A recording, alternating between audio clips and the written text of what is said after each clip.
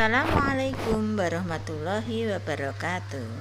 Hai bocah-bocah, ketemu maneh karo Ustadzah Retno. Ing kesempatan iki Ustadzah Retno arep nyinaoni ngeneni bahasa Jawa ulangan papat, yaiku jagat raya.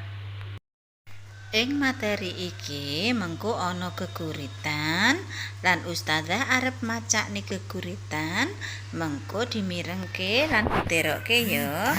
Sakliyane kuwi mengko ana tugas liyane.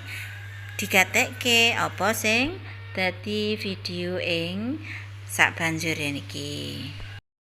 Nah, saiki dimirengke ya bocah-bocah, ana geguritan kang irah-irahane lingsir wengi ing halaman 53. Lingsir wengi dening Aris Irianti. Angger wengi wis teka, sepi jalma ning ngarep netra.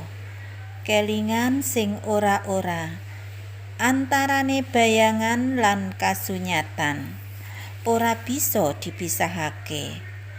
Mulane akeh wong kang padha seje karo sing dibayangake lan dikarepake.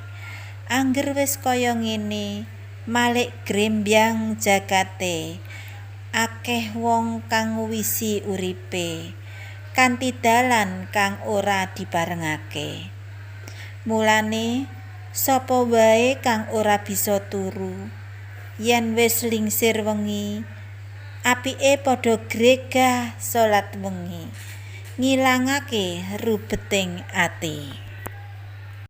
Iku mau cah contone cara maca geguritan.